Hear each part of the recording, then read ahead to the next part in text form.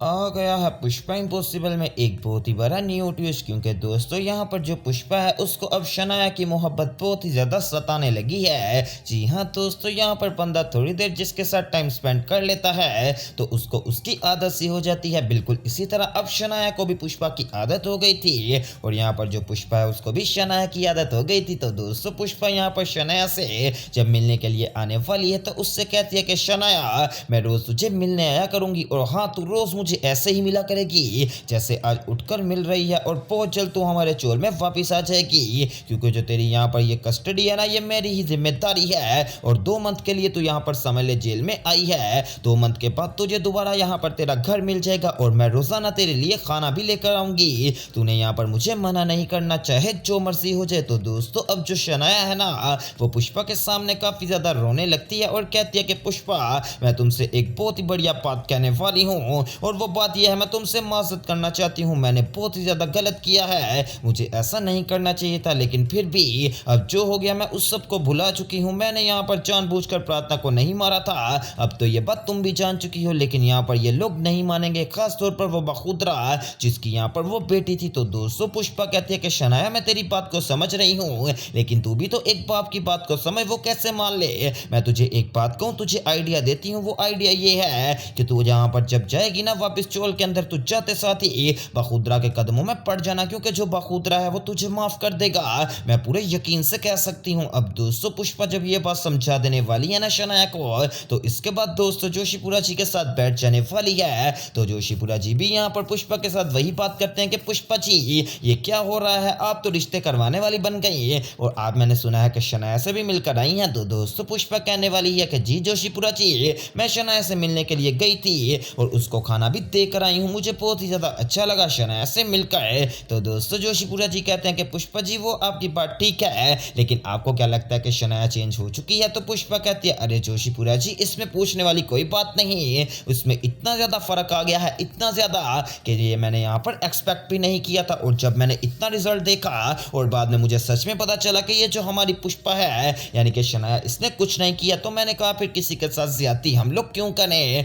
इसलिए जोशीपुरा जी मैंने ये डिसीजन ले लिया है कि शनाया जब वापस आ जाएगी तो मैं उसके साथ अब यहाँ पर अच्छा बर्ताव रखूंगी और उसको और भी काफी ज्यादा चीजें सिखाऊंगी जो कि उसको चाहिए। इसके बाद दोस्तों यहाँ पर जो उसका दोस्त है ना शनाया का अजीत, वो दोस्तों आ जाने वाला है दोबारा से पुष्पा इम्पॉसिबल के पास और आकर वो कहता है कि पुष्पा जी मुझे एक बात बताइए, मैं आपसे डिस्कशन करने आया हूँ अपने पुराने मामले के रिलेटेड। तो मैं आपसे ये बात करना चाहता हूँ कि जो मेरी यहाँ पर गर्लफ्रेंड है जिसके साथ मैं शादी करना चाहता हूँ, उसके भाई लोग जो है ना वो बहुत ही ज्यादा बदमाश से लोग हैं। अगर उनको पता चल गया कि वो लड़की आपके पास है और आप बीच में हैं तो वो आपको भी नहीं छोड़ेंगे। तो पुष्पा कहती है कि अजीत तुम फिक्र मत करो, मैं तुम्हारे साथ खड़ी हूँ, चाहे जो भी हो जाए, हम कोई गलत काम के लिए नहीं जा रहे बल्कि हम एक अच्छे काम के लिए जा रहे हैं और यहाँ पर बेटर वे, ये बहुत ही ज्यादा बढ़िया चीज होगी कि तुम लोगों की शादी करवा दी जाए। अब दोस्तों वो कहता है कि पुष्पा जी अगर इस रिलेटेड भी कोई केस लगा ना तो आप मेरा केस जरूर लड़ेंगे। तो पुष्पा दोस्तों अब अजीत के साथ प्रॉमिस कर लेने वाली है कि तुम्हारा मेरा वादा है, अगर इस खिलाफ यहाँ पर केस के खिलाफ भी कोई केस लगा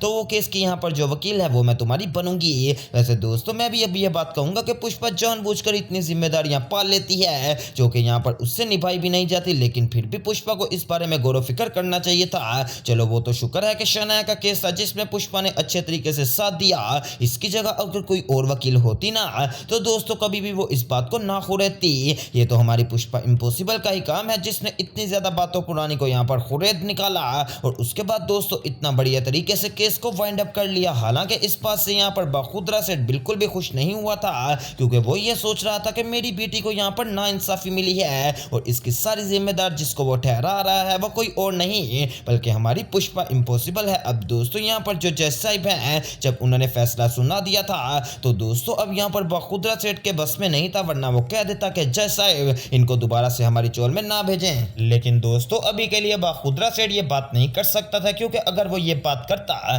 तो जज साहिब को ये हो जाना था कि ये जो बखुदरा है ना यही सारे यहाँ पर रंग में भंग डाल रहा है और इसको ऐसा करने की कोई भी इजाजत नहीं देती चीज। तो दोस्तों अब जो पुष्पा है ना वो शनाया को काफी ज्यादा समझा कर आई है और मुझे पूरी उम्मीद है कि जब बहुत जल्द शनाया वापस आएगी ना बखुदरा चोल के अंदर तो वो आकर यहाँ पर बखुदरा चोल से यानी कि बखुदरा जी से माफी मांग लेगी, जो कि दोस्तों सच में काफी ज्यादा बढ़िया बात होगी। लेकिन दोस्तों मुझे अभी तक एक चीज की समझ नहीं आ रही रही जब वो आकर माफी मांगेगी। और आकर एक मिसाल है कि अगर बखुदरा से भी माफी मांगती है, सुशीला से भी माफी मांगती है, तो क्या वो चिराग से माफी मांग लेगी या फिर नहीं। अगर हम केस के बारे में बात की जाए तो असूली तौर पर तो उसकी माफी मांगना बनती है, लेकिन एक मिसाल है कि अगर वो माफी मांग भी लेती है तो उसके बाद अगर देखा जाए कि यहाँ पर वो जो चिराग के साथ उसकी शादी वाला ढोंग रचाया जाएगा, मुझे उस बात की जरा समझ नहीं आ रही। यानी कि ये एक बहुत ही बढ़िया मेकर्स ने ट्विस्ट बीच में रहने दिया है, जो कि हम जैसा कोई भी अपडेट न्यूज यानी कि बता नहीं सकता कि आगे यहाँ पर क्या बनेगा। फिलहाल दोस्तों अभी के लिए तो हमें यही दिखाया जा रहा है कि शनाया अपनी सजा काटेगी, उसके बाद उसको एहसास होगा, उसके बाद पुष्पा रोज मिलने जाएगी।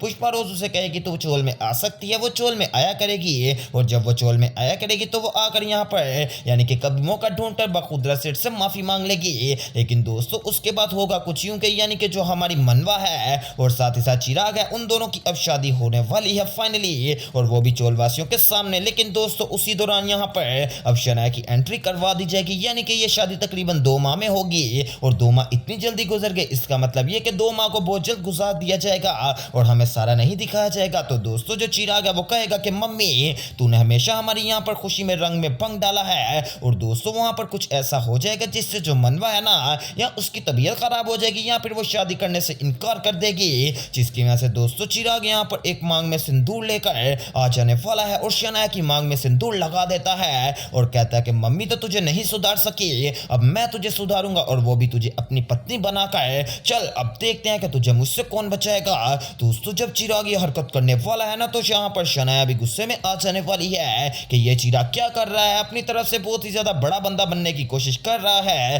लेकिन इसकी ये चालाकी मैं बिल्कुल यहाँ चलने नहीं दूंगी। जिसकी वजह से दोस्तों वो भी आगे बढ़ती है और कहती है कि ठीक है अगर तू इतना ही कर रहा है ना, चल देख लेते हैं कि अब तू क्या कर लेगा। तो दोस्तों शनाया भी आगे बढ़ती है और यहाँ पर सिंदूर लगा देने वाली है चिराग के बिल्कुल यहाँ पर मांग में। अब दोस्तों बखुदरा सेठ सुशीला दोनों बहुत ही ज्यादा उतावले हो जाने वाले हैं कि ये क्या हो गया।